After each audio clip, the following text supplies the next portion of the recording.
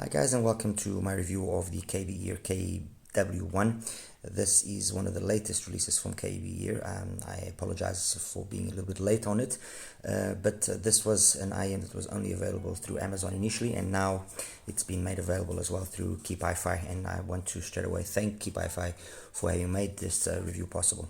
Anyway, this is the box of the KW1. Very simple, very straight to the point. Inside, when you open it up, just brings the case, and inside the case we have the IM. Excuse me. The case. Inside of the case we have the tips, some white ones and some black ones. I'm actually using the black tips on the KW1. I'm using the black ones, as you can see here. There you go. And the tips, the stock tips actually work fine, so no issue. So as you can see, the package, the accessories package is basic. It's got a nice enough case, some tips that actually do work, and then the IMs themselves are pretty nice. I mean, there is 3 versions available with a microphone and a 3.5mm. There's one with a USB connector and one with the Apple connector, the Lightning connector. The IMs themselves are pretty good looking. I mean, this wood shell is very nice. It's very light. Excuse me. It's got what seems to be a semi-open back design.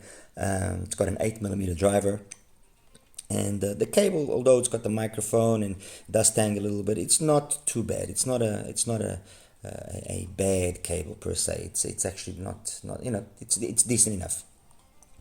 And that's basically it. I mean, physically, like I said, the IM, it's well built, it looks good. This wood shell is fine. Obviously, being a bullet style, we must take into consideration that the fit will be a make it or break it, very much like earbuds. They either work or they don't work for you. But if you get a decent fit, which I was able to get, then it is decently engaging. What do I have here to compare it briefly with the KW1? I mean, I could have brought out a few more, but I thought these were the ones that kind of made the most sense. The Tanya, because it's been a long time standing one of the kind of references when you talk about a micro IEM. Also, this bullet style, it's got a 7mm driver, and it's a tension. The next to it is the KZ Linglong, which has got a 6mm driver. It's been tuned in a kind of a harmony style, and it was a very pleasant surprise from KZ, to be honest. I mean, this kind of caught a lot of people by surprise because they were not expecting it to be this good. But the reality is it's got a XUN driver, and these XUN drivers are pretty impressive. I mean, KZ did hit the nail on the head with these drivers. It's got a nice metal shell as well, and the overall sound is a very pleasant sound. And then on this end here, I've got the Tension, the one, which it is already a little bit more expensive, but I'll get to the prices now in a second. But for me, I mean, yes, fine. You've got the Moondrop, the Shoe 2, and you've got the 7 Hertz, the Zero, and you've got the Tangzu 1 Ear. You've got a number of very nice IMs priced at around $20 and under. The SimGod EW100 as well. But for me, for my taste, for what I like listening to, the one has brought back that Tension magic that was missing for a long time, and it is a fantastic IM. This, in this configuration with the just the normal cable, well, this is not the normal cable, but just with the normal cable that it brings, no DSP, nothing, it's $24. This is $21, $20.99, so $21. Linglong is $14, and the Tanya is $20. So they kind of all fall within more or less the same price range. Sound, it's got, I mean, the KW1, it's got a nice sound. I'm not going to say that, oh no, it hasn't got a nice sound, this and that. No, it's got a nice sound. It's got a nice tuning to it, even if that tuning is very much bass dominant. And by being bass dominant, what ultimately ends up happening is that that bass kind of overpowers the mids and the upper mids and the trebles to a certain extent, and so makes for a little bit of a closed down sound, but it's still nice. It's a pleasant sound. It's not a sound that will please those that are treble heads. It's not a sound that will please those that are crazy into technicalities. But it is a nice, satisfying sound that is easy to go for and easy to listen. It's obviously got flaws. One of them I just mentioned. It's not the most technically capable. The bass, although it's ample, it's a little bit on the sluggish side. It's not an impactful bass. I mean, from Dusk to Dawn, from George Duke, you listen to it, and that there are other IEMs that do that with more impact. So It's a nice sounding IEM if the sound, although, will be on the darker side. Compare then to what we have here, and I'll elaborate a little bit more in the sound in a second. The Tanya was known for being a little bit mid-bass prominent, but it had an overall a nice mid and upper mid, if again slightly lacking in the treble, but overall it gave a very nice solid sound. Only in the extremes of the frequencies it was maybe somewhat lacking a little bit. You didn't get much sub-bass rumble, you didn't get much extension, but overall there was a good balance of the sound, and that balance of the sound is better achieved in the Tanya than it has been achieved here in the KW1, where there is a very significant emphasis on the bass, on the sub bass, on the mid bass, and then the rest, although nicely tuned, and you'll see that in a second in the graph, is just way too below to kind of even try to keep up. Okay, fair enough. When you do crank the volume up, it does kind of even itself out a little bit more, and the mids and upper mids and treble do come up slightly, but never enough to match the energy that we have in the lower frequencies. With the Linglong, definitely the balance is being very well struck. It's got very nice extension up top. Mids again are the star of the show, and the bass is a very high quality bass, even if not available in large quantities. After all, it is a 6mm driver, so we cannot expect miracles. Now, the reality is that it is very coherent. The whole balance, like I said, of the sound is very nicely obtained. And again, that balance here has been struck better than here. If I compare it in terms of the mid-bass impact and so on, yes, this has got more mid-bass, but then this also will smother the mids and upper mids and treble, while over here you never get that. You get that nice sub-bass rumble that is then able to be matched by the mids and the upper mids and the treble that the Linglong has. All right, and then the one, I mean, it's not even a fair comparison. It's like going into a gunfight with a pocket knife. The one is it's a far superior IM. Like I said, I could have compared it with many other IMs, but in terms of this bullet style IM, okay, which is what the one ultimately ends up being as well. These three, I think, are enough to position well the KW1, and the one is a far superior IM. I mean, the $4 difference that exists between the two of them is more than justified, even if just not for the fact that you can remove the cable and put whatever cable you want. That alone, that in itself alone, is a plus point. And then you also have the fact that yes, you do have these available with the Android connection and with the Lightning connection, and that means we're talking about $26 and then $34 roughly, which you can then get the DSP version of the one if you want. And the DSP version of the one for $26, if I'm not mistaken, if the cable is removable, you can put a normal cable if you so desire, or you can put the DSP and tune it to your heart's desire. I mean, I think it's this is not me in any way. I don't want to kind of bring down KBEAR.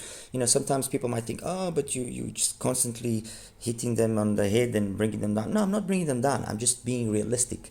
The market is a battle at many price points. And at this price point, as others price points, like the 200 bracket price point, you have to have something which is truly unique to make it stand out. Otherwise, you just are going to be another IEM, and you will fall into fall into the forget drawer. And the success of an IEM is how long lived it is. And when you go through some you go through some companies that are online stores, and you see the likes of the Blonde 03 still available. That means that it was a well designed IM. People criticize that, people talk this and talk that, but was a well designed IM, and it has stood the test of time, as many others have. For me, the Tanya is again one of those examples. It is an IM that has stood the test of time. The one will definitely be one of those IMs. It will stand the test of time because of the fact that it does sound good in its with a normal cable, but the fact that you have that DSP possibility as well, and now that they even have an app going for it and everything, which allows for you to tune it and adjust it even more, it's going to be an IM that will set the beginning of a new era without a question. The KW1, yes, okay, it's got the nice wooden shell going for it. For it to be more standout, it should have had removable cable. One. And two, maybe just bring down the bass a little bit for it to be a little bit more balanced. Yes, I can understand that they wanted to have the KBEAR house sound, and that's why it was bass heavy. But that KBEAR house sound with the bass heavy is not always well obtained. It's not always well achieved. And it's a pity. It's a pity because once again we have an IEM here that has potential, very much like the one of the other releases from KBEAR recently, the all resin, excuse me, the all resin shell streamer, and the streamer had everything to be a true standout IM.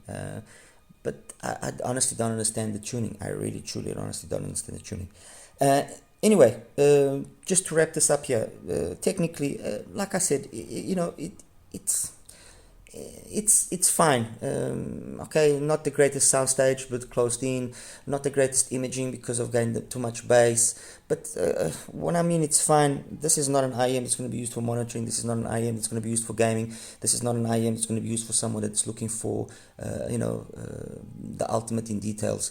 This is an IM for someone that wants to go on the metro or on the bus, put on some earphones and listen to some music, or go to the gym and listen to some music, and that's what the KW is for.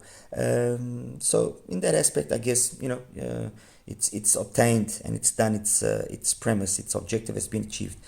Sonically, they are far superior IMs. I mean, the Tanya is superior. The Linglong is a better balanced, even if it doesn't have as much bass, and the one is definitely a significantly much better IM. I mean, the difference is outrageously huge. Anyway, guys, that's basically the review for the KW1. I'll just show you now quickly the graphs and we'll wrap it up. All right, take care. Hi guys, and welcome now to the KW1 graph section. Let me just remove some of these graphs here so we can see things a little bit clearer. Okay, so this is the graph of the KW1. And you look at the graph and you think, okay, this is not a bad graph when it comes from 1K and above. It's actually pretty decent. It's got a very nice smooth pinna gain, peaks at just over 3K and then plateaus nicely. Very kind of harmonish, some decent extension past 10K. I mean, everything sits within a window of 61 to 69, 8 dBs roughly there, okay? But then you have this monstrous amount, so 61 to 77 almost, so 16 dBs of bass gain. Totally unnecessary, totally uncalled for, and this just it just completely overpowers the rest. And it could be, honestly, if KBEAR is listening to me, you could have had a winner here. You could have had a winner, and I'll tell you what I mean by a winner. I'm gonna put on the Tanstrum 1. Okay, this is the Tanstrum 1. All you had to do was make it have the bass of the Tanstrum 1. That was it. Because the mids are very much the same. Okay, not the ultimate same amount of sparkle up top, which is noticeable, because I actually went to the trouble of EQing this bass down, and you EQ the bass of the KW down, and it sounds really nice. It sounds really, really nice. So you bring it down to a level where it's with a 8 dB, let's say, gain, not a 16 dB gain, and you would have had a fantastic IM, truly a fantastic IM. not one which is just, I mean, come on, we're talking about a difference between, let's say, I'm going to say the peak of the bass is 50 hertz, okay, and the peak of the, well, upper mids, let's put it there. So we're talking 69 to 70, so with 7 dB difference. It's ridiculous, I mean, ridiculous, okay. For you guys to understand, this actually makes the Rosefinch, which was also a bass monster, sound slightly more open by comparison, okay. And it's a pity, it is a pity, because you can see that the driver is a decent driver, and it's got a decent tune. It does really decently have a decent tune. Anyway, the next one I'm going to show you here, this is the Tanya. And although the Tanya also seems to be having the same sort of crazy bass, no, they were able to bring it down at the right amount, at the right time, okay, bring it down slightly. It's a 7mm driver as well, so although it looks like this, it's never as much as it is. Yes, it does roll off a little bit in the sub bass, but nice. I mean, this is a nice sounding IM. It is not as much extension as you would be led to believe by this part here of the graph in terms of the upper end. Not as much extension, but nice. I mean, this again could have been a bass curve that could have been adopted by the KW1, and it would have been more successful. And finally, so I've shown you the Tangent 1, I've shown you the Tanya, and this is the KZ Linglong. The KZ has got a very nicely done mid, upper mid and treble, in my opinion, very nicely done. And the bass, very much sub bass focused. The problem with the Linglong was it was lacking a little bit of mid bass slam. When you compare the two of them, you notice these two are extremes. Let's put it this way. They both have very decent bass, very decent mids and upper mids, both of them, okay. The difference here is that they are polar opposites in terms of their bass performance. One is too lean, one is overly thick. Of the two, I still prefer the leanness, because at least I've got a nice open mid, upper mid and treble. I've got decent vocals. I've got everything up top here nice. And if I have to boost a little bit, it's just a slight little bit of bass that I just have to boost, and that's it. On the KW, I have to EQ it nicely, so it really brings down this thickness that it has across this whole bass section. I mean, it's way too much. Anyway, guys, this is the KW1. I hope I kind of explained decently where it stands, where it doesn't stand, and I'm hoping that KBEAR will perhaps listen to what I'm saying, and who knows, maybe reconsider a slight little retune and a slight little upgrade here and there, and give us an improved KW1. Okay. Anyway, as always, like and subscribe. Any questions, please feel free to ask. Thank you. Take care. Bye bye.